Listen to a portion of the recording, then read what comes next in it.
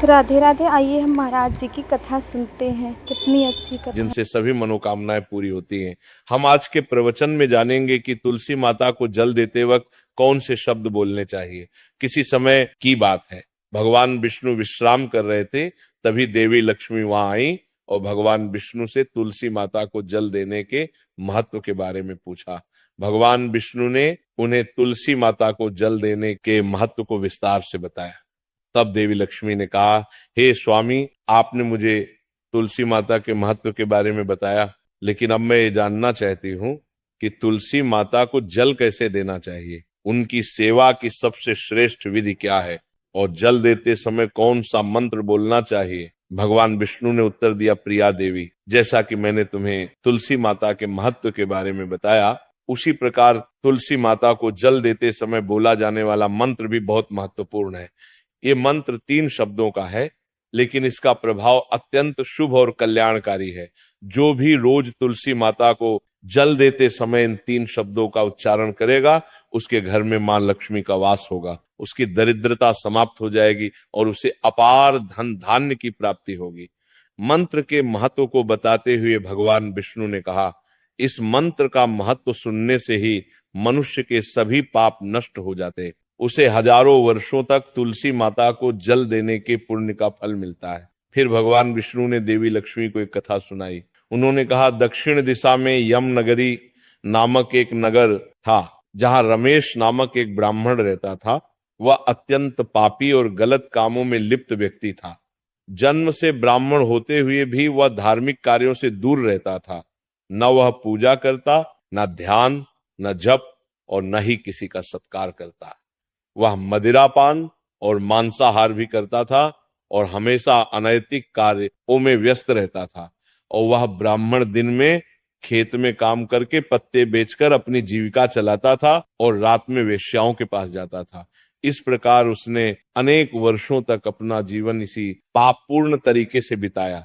फिर एक दिन वह दुर्बुद्धि ब्राह्मण पत्ते इकट्ठा करने के लिए एक शिष्य की वाटिका में पहुंचा और पत्ते तोड़ने लगा।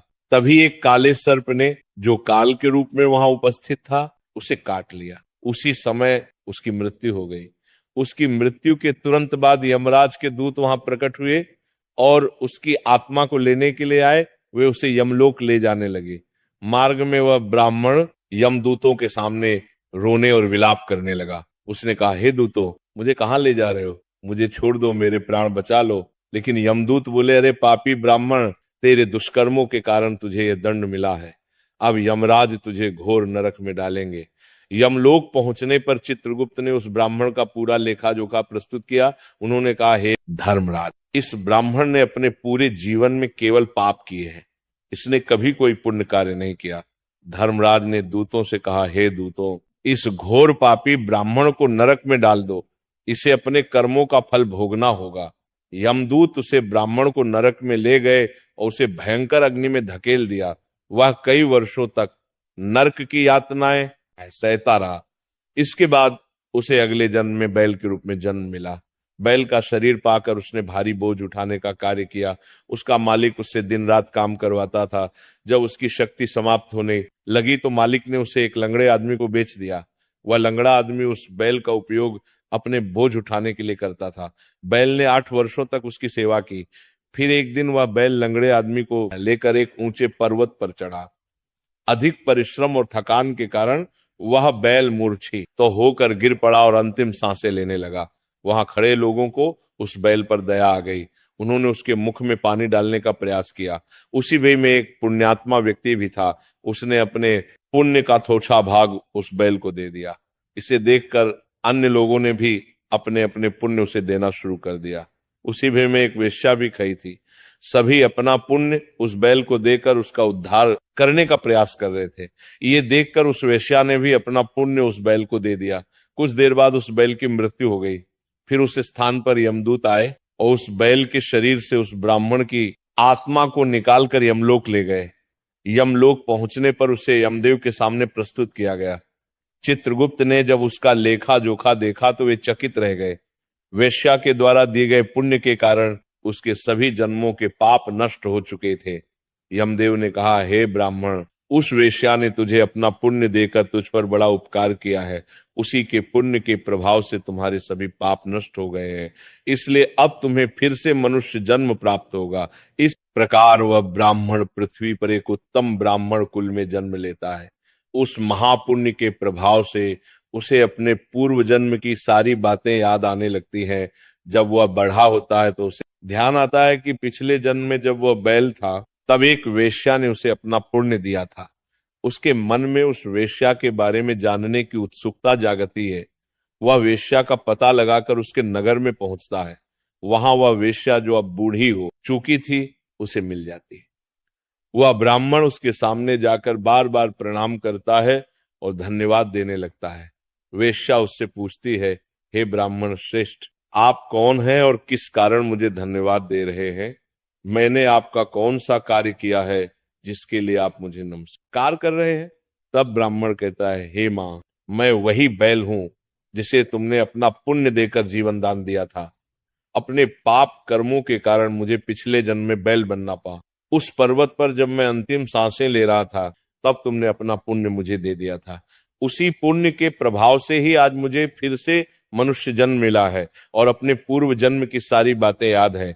किंतु हे मां, मैं यहाँ ये जानने आया हूं कि तुमने मुझे कौन सा पुण्य दिया था जिससे मेरे सभी पाप नष्ट हो गए। मैं उस पुण्य के बारे में जानना चाहता हूं।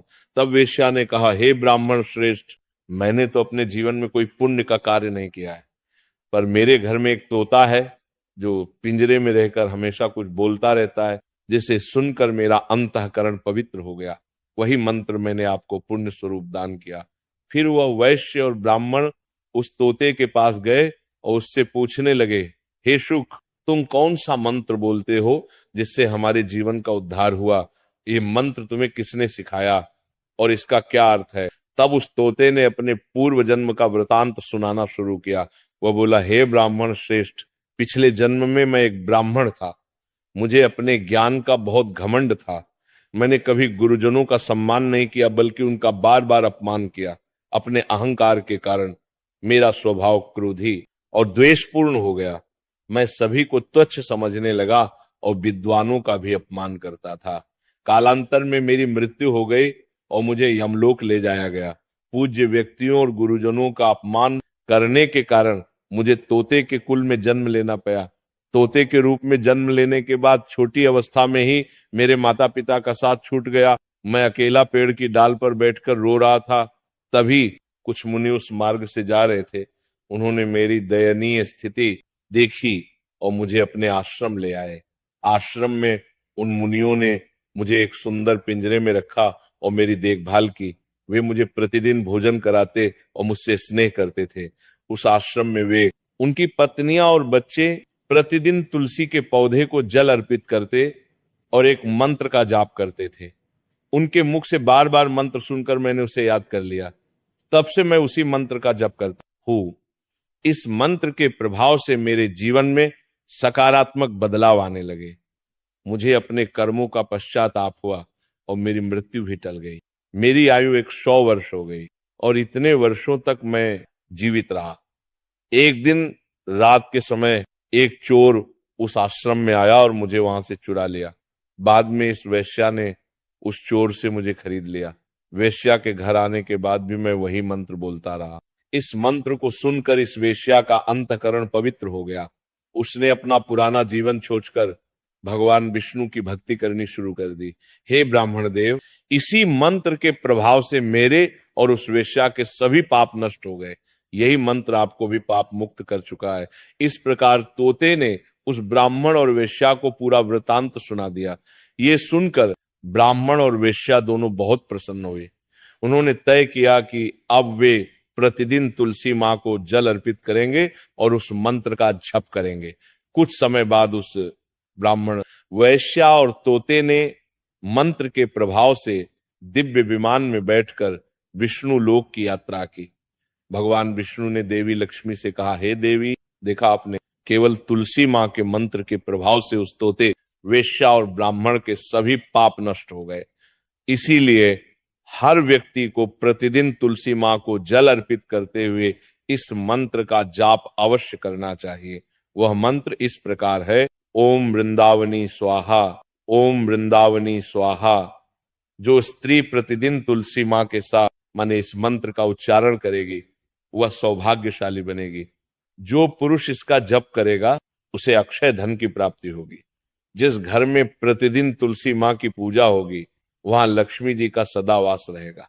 तुलसी माँ का यह मंत्र फलदायी और सिद्धियों को प्रदान करने वाला है। स्त्रियों को स्नान के बाद बाल बांधकर मांग में सिंदूर लगाकर तुलसी माँ को जल चढ़ाना चाहिए। साथ ही तुलसी माँ की परिक्रमा करनी चाहिए। शाम के समय तुलसी माँ के पास दीपक जलाने से घर में सुख समृद्धि आती है। भगवान विष्णु की पूजा तुलसी माँ के बिना अधूरी है। तुलसी का एक पत्ता चढ़ाने से भगवान को उतनी प्रसन्नता मिलती है जितनी हजारों अमृत के घड़ों से नहलाने पर भी नहीं मिलती। जो भी व्यक्ति तुलसी माँ का सम्मान करेगा और उनके इस मंत्र का जप करेगा उसे न केवल इस लोक में बल्कि परलोक में भी शुभ फल प्राप्त होगा। ऐसा फल तुलसी माँ के पत्तों के दान से मिलता है।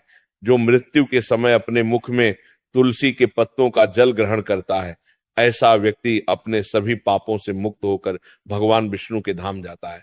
भगवान विष्णु कहते हैं पूर्णिमा, अमावस्या, द्वादशी और सूर्य संक्रांति के दिन मध्याह्न काल रात्रि और अशौच के समय तेल लगाकर बिना स्नान किए अथवा बिना हाथ पैर धोए रात्रि के वस्त्र पहनकर तुलसी के पत्ते तोड़ना महापाप होता है।